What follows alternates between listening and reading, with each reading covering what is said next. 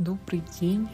Сегодня я хочу рассказать про родовую систему и про людей силы в роду. Как все это влияет на нашу современную жизнь и на наше пробуждение. Когда душа входит в матрицу Земли, да, то есть в систему Земли, она обязательно должна воплотиться в какой-либо родовой системе. То есть это род, который идет в несколько поколений, там, начиная от первых людей, да, так скажем. Что у нас входит в эту родовую систему? Это наша вечная душа, высшее я, да, дух. У нас принято называть это Екут. То есть это часть вашей вечной души, которая живет всегда, вечно. И она входит в родовую систему, тем самым согласовав именно, если эта родовая система вас приняла, вашу душу, ваш дух на воплощение на Земле, то вам уже передается физическое тело, Боркут по-якутски, и вот ваши все тонкие тела, да, ну как сказать, ваша тоже часть души. Мы называем это Салганкут, да, душа-воздух. То есть вот эти части у вас полностью идут по роду. То есть, ну сейчас, например, с научной точки зрения, да, это ДНК. То есть ваша кровь, все, что у вас в генах, ну сейчас это уже доказано, что все идет от родителей, да, что-то мы вплоть до болезней, там, талантов, всего мы вбираем в себя от наших родителей.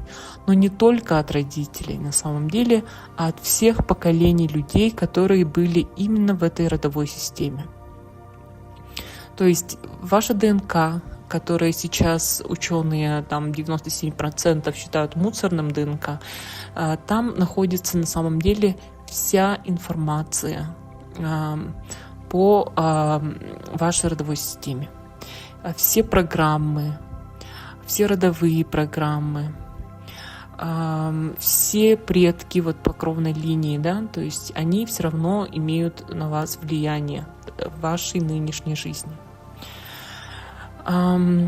И здесь я всегда советую делать ДНК-тест.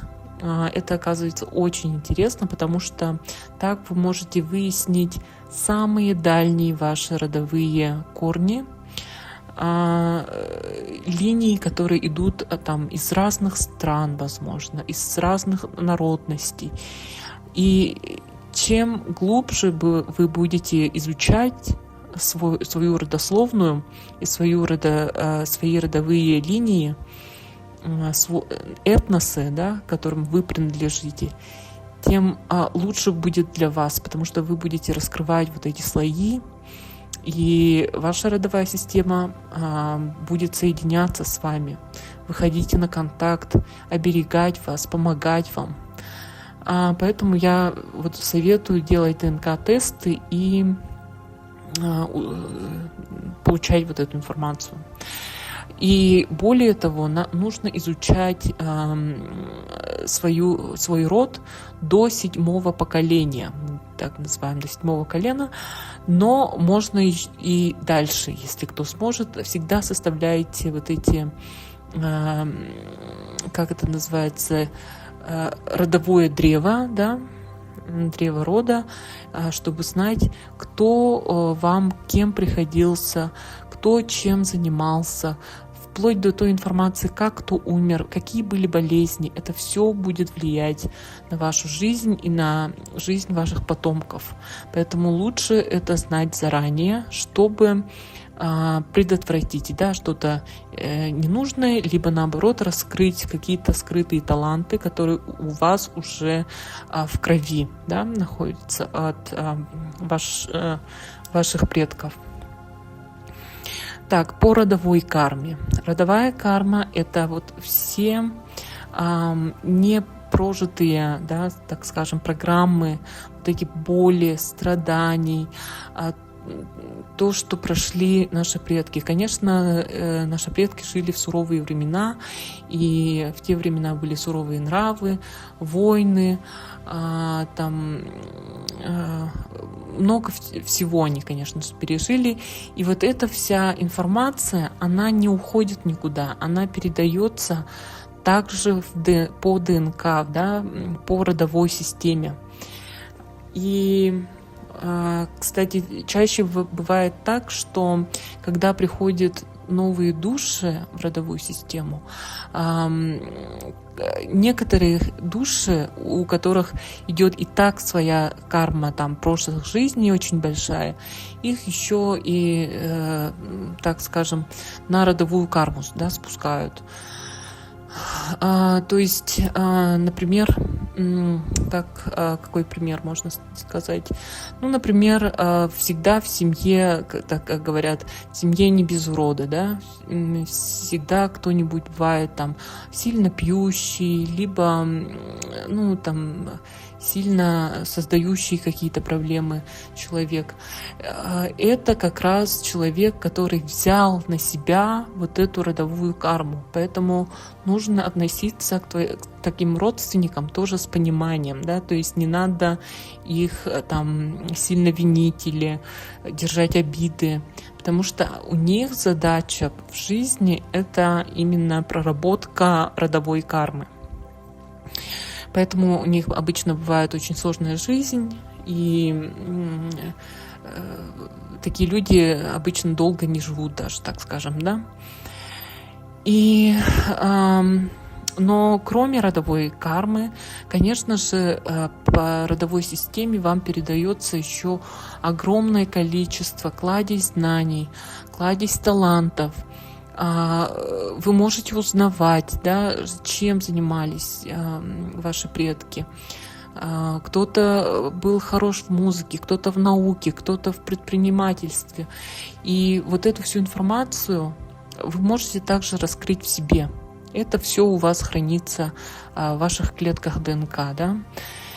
И то есть не надо считать, что никогда ни в коем случае нельзя отказываться от своего рода. Это ваша сила.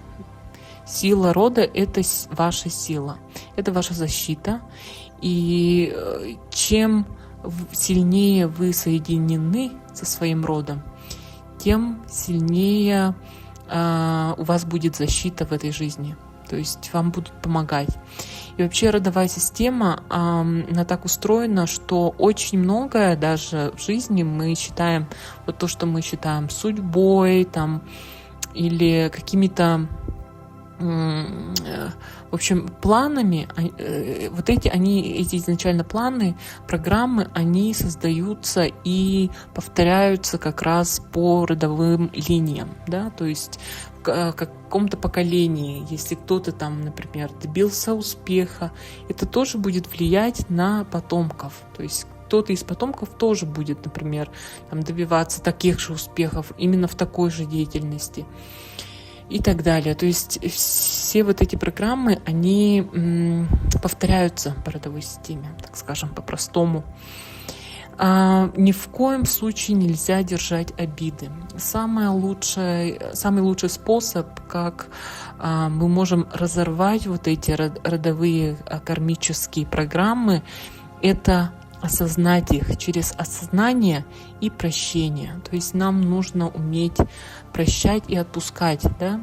То есть вот те, кто пробудился, у них это будет особенно часто всплывать, вот как мы называем темная ночь души.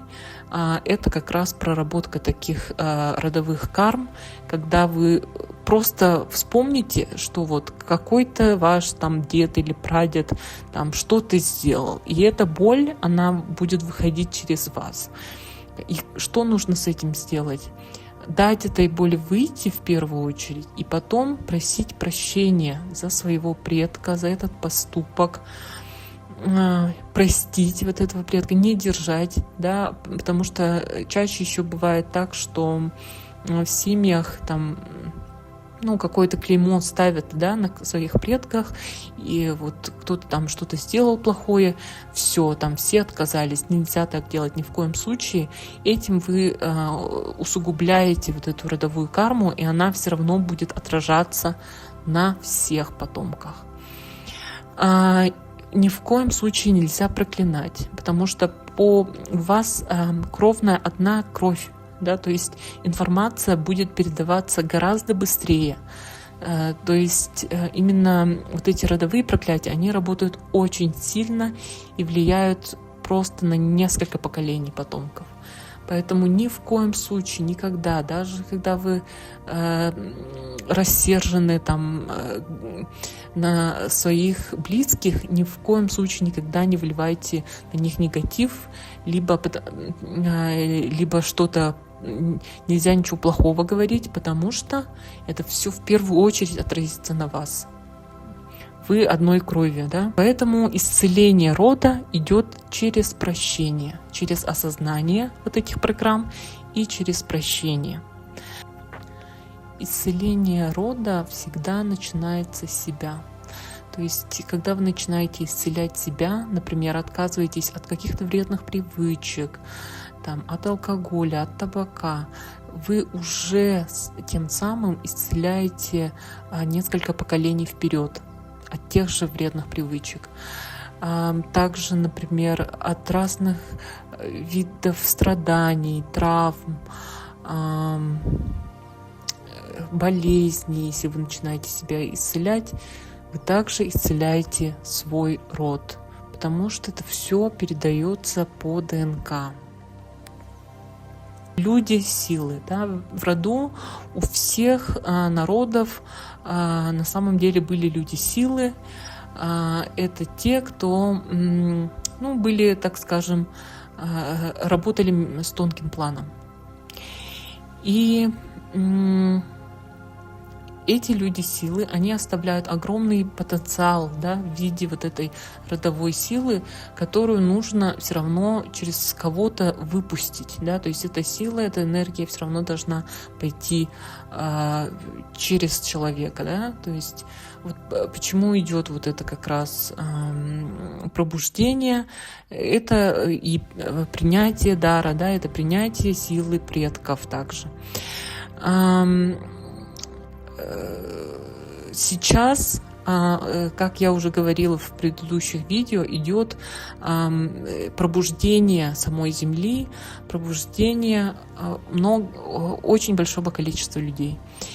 И в первую очередь это, конечно же, люди, у которых в роду были люди силы. Они пробуждаются первыми. Поэтому нужно всегда знать, кто у вас были эти люди силы, кто чем занимался, были ли у вас шаманы в роду, были ли у вас колдуны в роду, что они сделали. Вот это все тоже также будет влиять на как на ваше пробуждение, так на и родовую карму. Да, родовую карму. Очень сильно.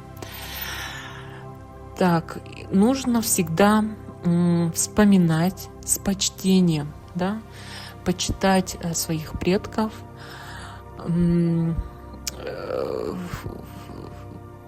всегда вот их упоминать, да, например, там на праздниках, вы можете там какие-то портреты иметь, либо написать про них книгу. В общем, как-то все равно почитать свою родословную систему. Это очень помогает. Так как мы все являемся носителями той или иной культуры, и несмотря на вот эту глобализацию сейчас массовую, да, нам нужно сохранять свои вот эти знания, да, культуру предков, сохранять и распространять. То есть таким образом вы также излечиваете, да, исцеляете родовую систему тем, что сохраняете культурные традиции. Поэтому очень важно знать, каким этносом относились, да, ваши предки, какая, из каких народов ваша кровь, какое культурное наследие стоит за вами. Это очень важно. Поэтому, если в роду были люди силы, и их корни, да, их ДНК осталось в родовой системе, не надо их отрицать, не надо бояться этого. Потому что во многих культурах, например, в Европе, там то же самое, да, там с этой инквизицией было очень много судеб, да, именно кровных линий людей силы прервано. В советское время там было очень много репрессий, да, шаманов. Но тем не менее, все равно нужно к этому относиться с почтением, не бояться, а принимать свою родовую систему такой, какая она есть. И уважать своих предков и уважать своих близких людей рядом, свою семью оберегать. Вот в этом и состоит вся суть родословной системы. Спасибо, до свидания.